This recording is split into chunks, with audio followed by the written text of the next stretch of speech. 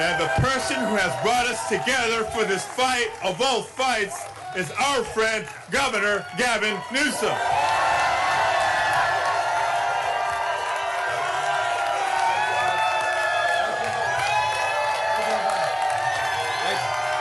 Thank you, everybody.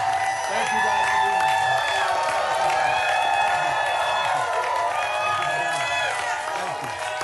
Thank you.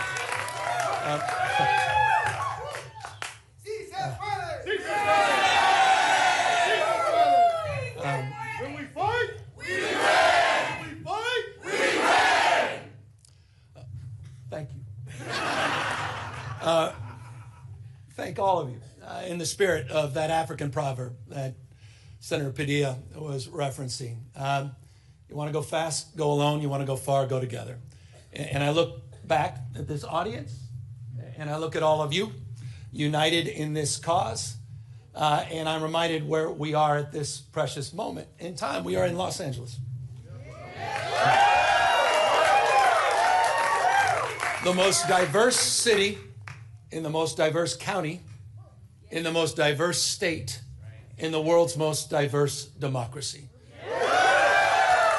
And I've long believed that the world looks to us, to all of you, to see that it's possible to live together and advance together and prosper together across every conceivable and imaginable difference. What makes LA great, what makes California great, and what makes the United States of America great is that at our best, we don't tolerate our diversity, we celebrate our diversity. And it's a point of pride because we're all in this together.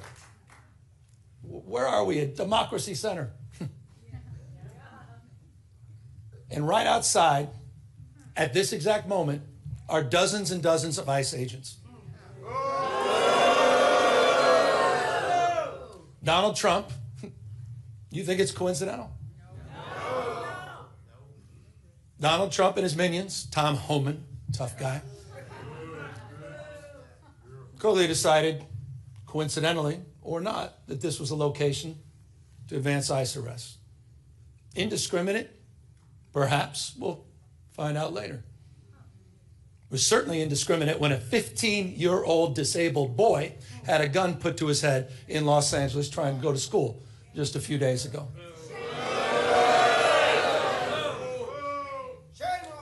I met with it.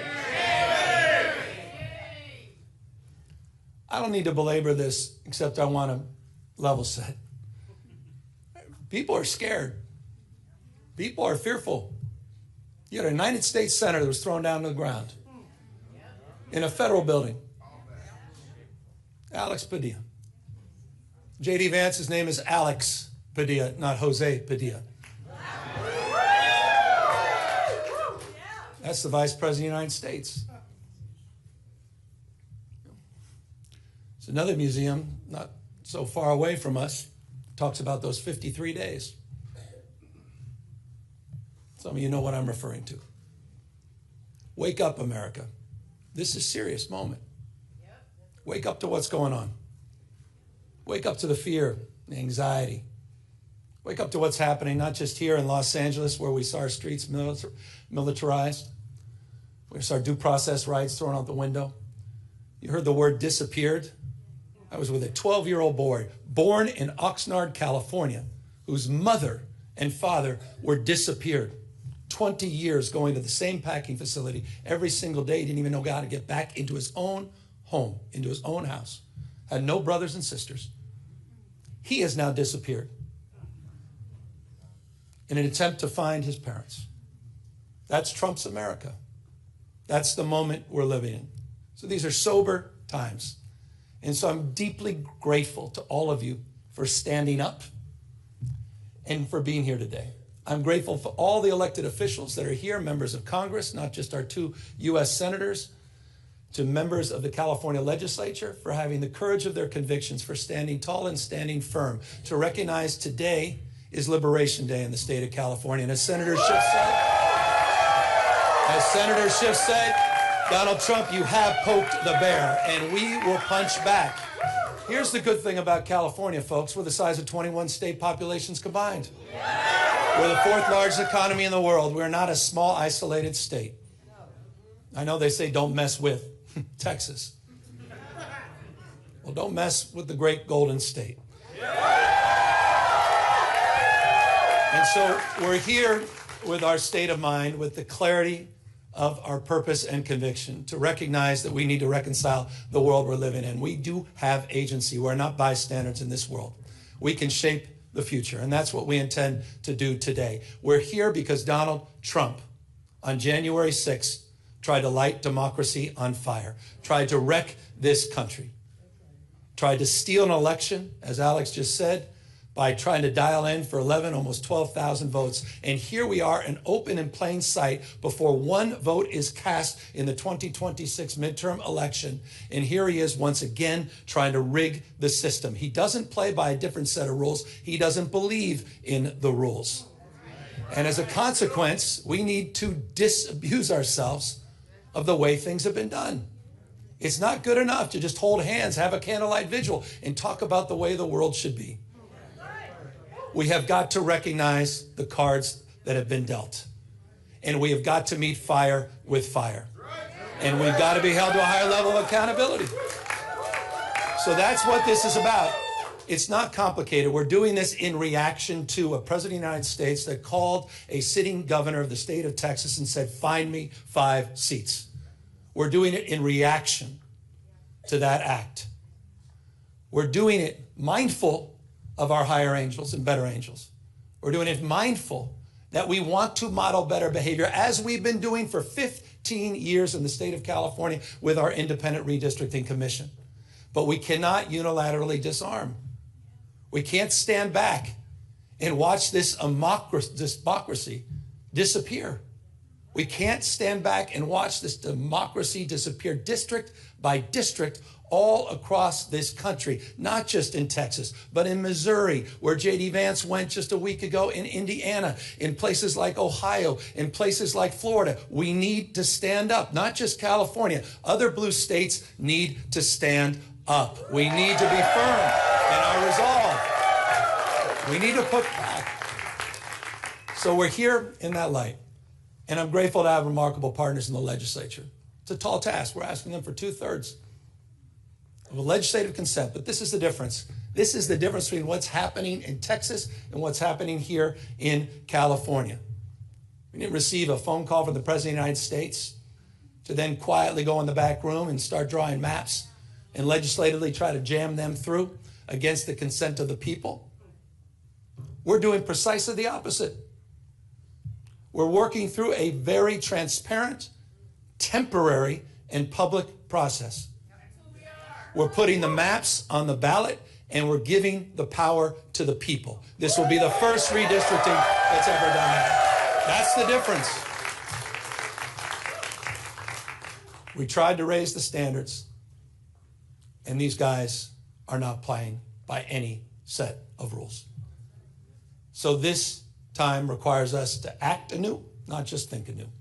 And so I'm grateful to all of the remarkable leaders that have stepped up, this unifying effort here in the state of California. And we'll be asking for the people on November 4th, a special election, coinciding with a lot of local municipal elections, to provide a temporary pathway for congressional maps. We will affirm our commitment to the state independent redistricting after the 2030 census, but we're asking the voters for their consent to do midterm redistricting in 2026, 2028, and 2030 for the congressional maps, to respond to what's happening in Texas, to respond what Trump is trying to excite. And we'll do so in a way that also affirms our desire as a state to level the playing field all across the United States. We believe in a national independent redistricting framework. And we believe that's the right goal and the right thing to pursue. And I will just state for the fact, Zoe Lofgren, who runs our California delegation, she authored the bill. Democrats unanimously supported that National Independent Redistricting Commission. Republicans were nowhere to be found. They want to rig these elections, and they want the power that gerrymandering provides, because they know what Donald Trump knows. He's going to lose the midterms.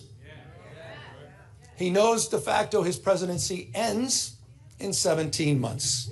when Speaker Jeffries is back in office. He knows it.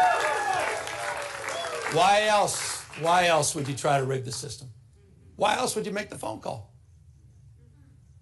He's a failed president.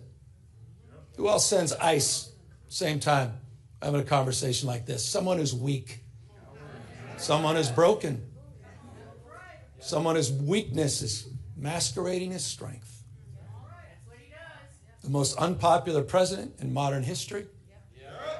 An economy that's collapsing all around him. You saw the new wholesale prices going up almost a full percentage point today. Inflation is going up. Job creation is going down. He's tried to rewrite history, Smithsonian, censoring historical facts.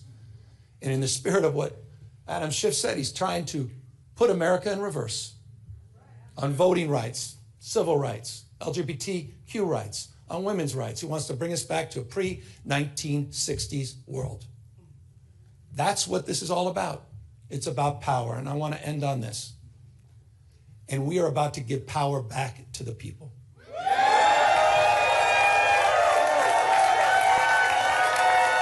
You have, on November 4th in California, you have the power to stand up to Trump. You have the power to declare that you support a system that is not rigged. You have the power on November 4th to stand up for people that are being bullied. You have the power to stand up for people that are being intimidated. You have the power to stand up to the rule of law. We're giving the people of this state the power to save democracy, not just in California, but all across the United States of America. I hope we are waking up to this reality. Wake up, America. Wake up to what Donald Trump is doing. Wake up to his assault. Wake up to the assault on institutions and knowledge and history. Wake up to his war on science and public health. In his war against the American people. This is a guy who lays claim to want to get a Nobel Prize, sitting there and bending his knee to Mr. Putin. You have the power to straighten this out. And so I want to again just thank everybody for exercising not just their formal authority, yes, that's what we're doing, but also sharing their moral authority at this moment. I want to thank everybody for being here today, for being here tomorrow, and most importantly, we're counting on all of you on November 4th to be there for each other, to win this election and stand up for our democracy. Thank you all very, very much. Thank you. We'll be joined in a moment by Senator Pidia. Just a few logistic points that were not brought up in the conversation a moment ago. On Monday, and we have members of the legislature with us. On Monday, the legislature will introduce a number of bills with 4 key components to create the special election, to fund the special election, framework for the maps, and the constitutional amendment itself that would affirm our support for nationalized independent redistricting and affirm our support for a temporary measure to move forward with these congressional maps being redrawn mid-decade, but the commission continuing its work in 2030. We expect that the legislature will move quickly and anticipate by the end of next week that they will complete that work. The maps will present themselves for the next few days. I know people are eager to see the maps. We anticipate these maps will completely neuter and neutralize what is happening in Texas. This does not go forward, I want to remind everybody, unless one of these other states move forward. There's still an exit ramp, not just Texas, but Missouri, as I mentioned, or Florida, Indiana, and these other states that are considering doing the unprecedented, rigging their elections with midterm redistricting. So we're hopeful they don't move forward. If that's the case, this effort will not be necessary, but we're not waiting and we're not anticipating that these states will be passive, particularly with the directive coming from President Donald Trump. With that, we're happy to answer any questions. So you said a moment ago that President Trump is underwater on the economy. He's underwater on immigration. Historically, midterms are very bad for the party in power. Bush, Clinton, Obama. why not put this effort? You could win some of these seats in Texas. If this is a wave election, you could win 40 seats. Would you look back on this as a wasted effort? Quite the contrary. I mean, 5 seats is a magic number. 2020, 5 seats. Flipped 5 seats, 2022. It's 3 seats right now. He knows the margin of error. It was very specific. He wanted 5 seats. He was very specific when he assigned J.D. Vance not to go to the memorials and funerals of people who lost their lives in the floods in Texas, but rather to spend the time in Indiana to try to rig the elections in Indiana and redistrict there. He knew exactly what he's doing as it relates to Florida. So this is not just about Texas.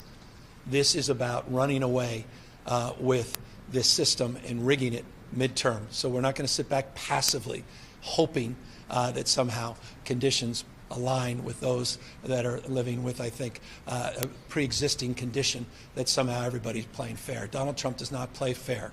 You've seen that happen over and over again. And it's, I'm just not going to sit back and be complicit. I don't think the people in the state of California are going to be complicit this November and watch this system get rigged and watch our democracy fail. Does the trigger go into place if any Republican state does this? Yes. And are you confident that you have all the votes in the legislature and this is going to pass? Well, I have the confidence of legislative leadership. A number of them are assembled here today, including the Speaker and the Pro Tem that were at a press conference last week, and they have confidence in their caucuses. We've been working closely with the caucuses in both houses for some time, and we believe we'll have the 2/3 to allow the people to decide for themselves. Governor, if Trump is doing this, he's not going to stop with Texas. Are you calling on other blue states to do this now? I think you got to meet fire with fire. I mean, this is a break the glass moment for our democracy, for our nation.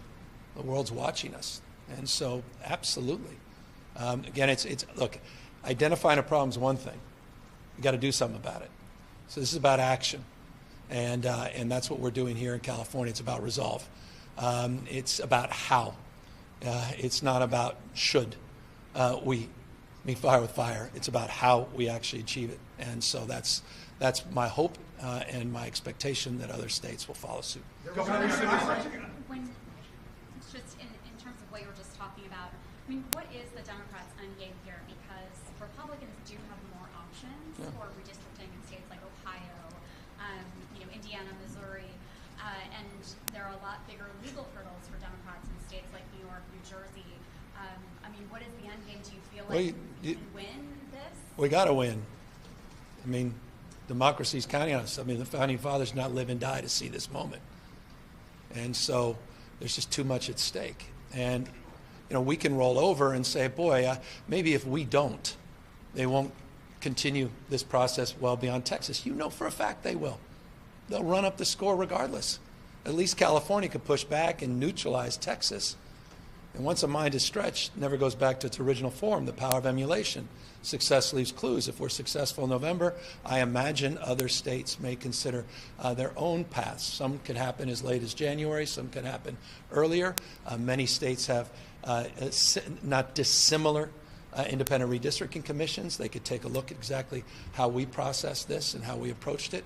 Other states are differently situated. But look, end of the day, we're just, they count on us to continue to say one thing and do another. That's what's different about this. We're not just asserting ourselves, we're going to prove ourselves this November. Governor, is it immigration for counties in California to say that the state can't afford this? The registrar in Riverside County said it's going to cost $16 million. The special election. What's your response? Well, the state of California is going to fund that. And that's what the bill's all about. So, yes, it's deeply disingenuous. We're going to do it. And no price tag for democracy. And this individual should know, as he's a what? The registrar of voters. He should know the rules. Imagine that's a job description as well. The state will be funding it. Governor, there was Have an you ice. spoken with Governor Schwarzenegger about your proposal? I had a chance to dialogue with the governor, as you know, as someone that opposed very publicly attempts to roll back independent redistricting, that voted for them in the first place. I share his vision, and I've made that clear publicly, and I've made that clear to him privately, and that's why it was important to talk to him specifically about fact that we're affirming our independent commission, and we're calling for a national independent commission as well. Could you speak to the ICE action outside the... Well, I think it's pretty sick and pathetic. And it should set everything you need to know, the setting that we're under. That they chose the time, manner, and place to send their district director outside right when we're about to have this press conference. Said everything you know about Donald Trump's America. And that was top down. You know that for a fact. They'll deny it, I'm sure. Maybe they won't deny it. Said everything you know about the authoritarian tendencies of the President of the United States. I said it a moment ago, wake up, America, wake up. You will not have a country if he rigs this election. You will have a president who will be running for a third term. Mark my word. I wasn't exaggerating when I said that I received in the mail a Trump 2028 hat from one of his biggest supporters. These guys are not screwing around. The rules do not apply to him. The most corrupt president in history. He doesn't believe in free enterprise, crony capitalism. He is wrecking this country, wrecking the economy. He's a lawless president. Wake up, America. Wake up to what's going on.